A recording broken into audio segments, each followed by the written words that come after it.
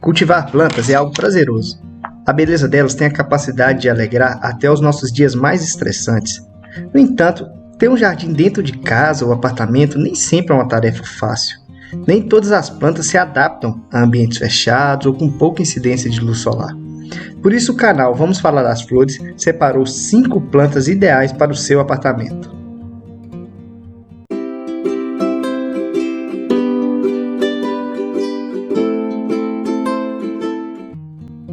Apesar do espaço de um apartamento ser limitado, ainda é possível cultivar plantas nele.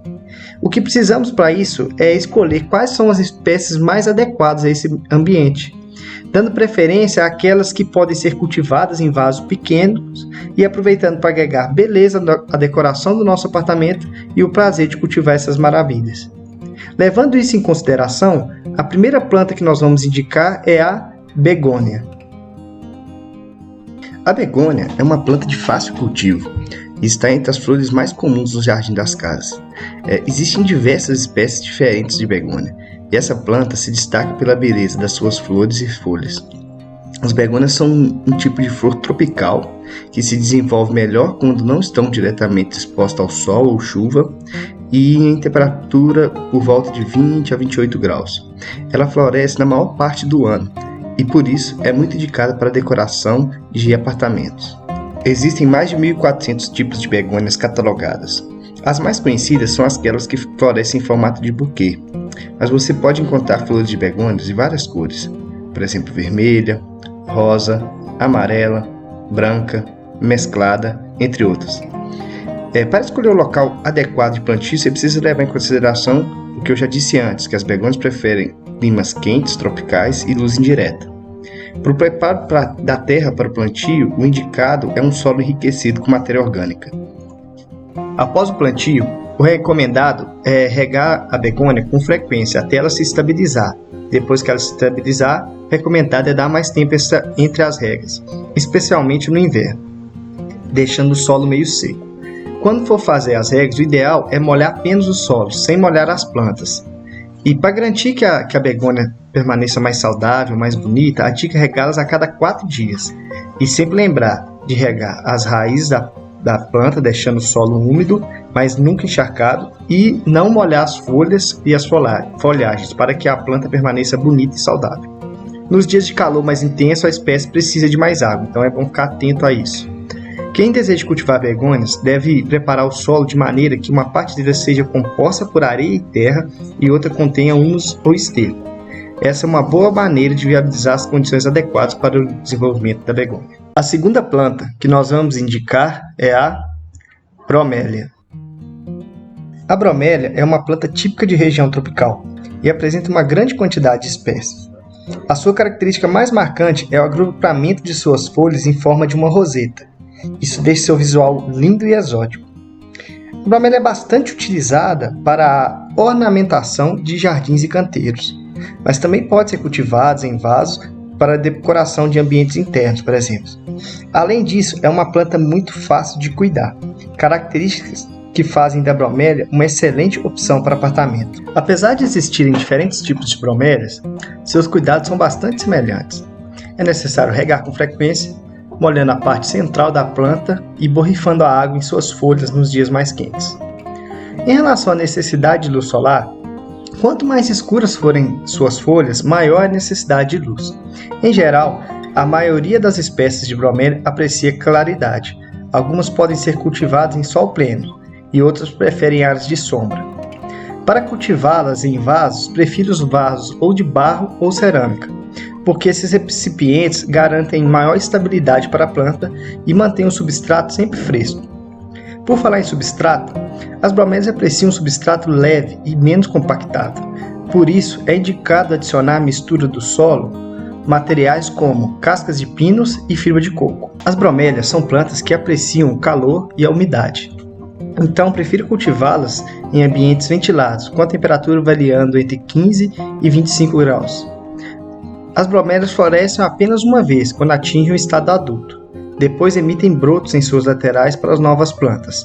E não requerem muitas manutenções em relação à poda. Apenas é necessário eliminar folhas secas ou danificadas. Uma curiosidade é que, apesar da fama, segundo o Instituto Oswaldo Cruz, as bromélias não constituem um problema epidemiológico como foco de propagação do mosquito da dengue.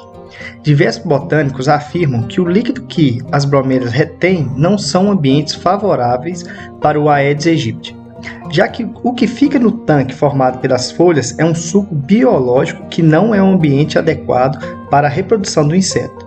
Mas o Ministério da Saúde ainda prega precaução enquanto a isso. A terceira planta que nós vamos indicar é o minicacto. Os cactos são nativos da América.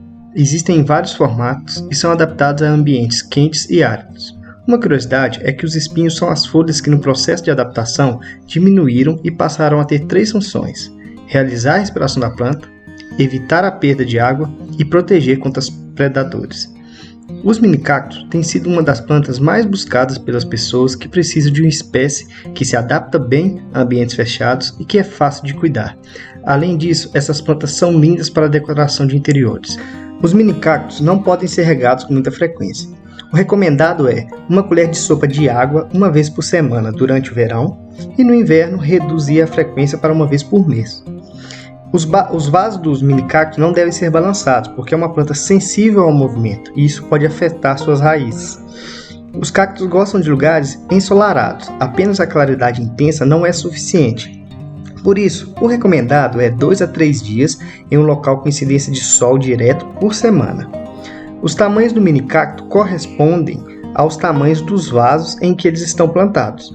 Mudar um minicacto para um vaso maior vai fazer com que ele cresça, às vezes desordenadamente, se tiver falta de luz, e mantê-lo no vaso pequeno faz com que ele se mantenha pequeno também. Em relação aos vasos, os mais recomendados são os de cerâmica, pois impedem que a umidade do ambiente externo invada a terra e sobrecarregue a raiz. Se você é um amante das flores e está gostando do nosso conteúdo até aqui, gostaria de pedir que você deixasse o like e se inscrevesse no canal. Nosso canal vai ser totalmente voltado para o mundo das flores, das plantas e vai ter muita novidade por aí ainda. Então, vamos para a próxima planta. A quarta planta que vamos indicar é a rosa de pedra. Uma das espécies preferidas para a decoração de interiores, a rosa de pedra é um tipo de suculenta que se assemelha muito com uma rosa tradicional. Essa espécie alia a beleza e a praticidade na hora do cuidado, sendo ideais para as pessoas que têm uma rotina corrida. Também conhecida como echeveria e bola de neve mexicana, a rosa de pedra tem a capacidade de armazenamento de água, o que permite que ela sobreviva por um bom tempo sem água, e essa planta suporta temperaturas que variam de menos 5 graus Celsius até 40 graus Celsius. A rosa de pedra precisa ser regada uma vez por semana durante o verão e uma vez a cada 15 dias durante o inverno. O ideal é deixar o solo úmido. Encharcar o solo vai prejudicar a planta. Para o seu bom desenvolvimento, é recomendado manter a planta em um local que receba luz direta do sol, na parte da manhã ou no final do dia. Não é necessário adubar a terra, pois a rosa de pedra se adapta a diferentes tipos de solo. Mas, se preferir adubar, o solo ideal para a rosa de pedra deve ser rico em matéria orgânica e com boa drenagem, para não apodrecer as raízes. E a quinta planta que vamos indicar é a violeta. Muito belas e fáceis de cuidar, as violetas se adaptam bem a canteiros e também a vasos. Por isso, não importa se você vive em um apartamento, ela é adequada para alegrar o seu ambiente. As violetas podem aparecer nas cores brancas, rosa, roxo e ainda bicolor. São pequenos e, quando plantados no jardim, pode formar uma espécie de tapete de flor. Para cultivar as violetas em vasos, até pode ser usado os tradicionais vasos de plástico, mas elas se adaptam melhor aos vasos de barro.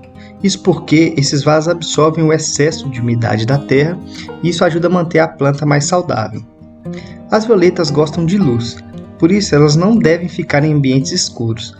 No entanto, receber a incidência direta dos raios solares pode queimar a planta. O ideal é colocá-las em lugares de meia sombra.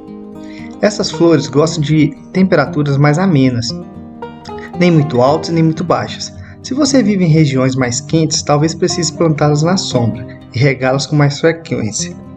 Para quem está cuidando de violetas dentro de casa, procure deixá-las em um local com temperatura agradável, não abafado e bem ventilado. O ideal é que o ambiente não seja muito quente de dia e nem muito frio durante a noite. Violetas gostam de equilíbrio em relação à umidade, o que significa que gostam de ambientes úmidos, mas não tanto. Se você vive em regiões mais úmidas, tome cuidado e diminua a quantidade de regas. Agora, se vive em regiões mais secas, precisará verificar se a terra continua úmida ou está ficando ressecada. Na rega, não molhe as folhas, pois elas apodrecem. Faça uma rega na terra uma vez por mês para diminuir a concentração de sais minerais. Outro detalhe, as violetas detestam cloro. Para eliminar, ferva a água e deixe esfriar antes de regar, ou use água mineral. No verão, regue 2 vezes por semana. No inverno, apenas uma. E essas foram as plantas que nós indicamos para apartamentos. E você, também tem algum para indicar? Até a próxima!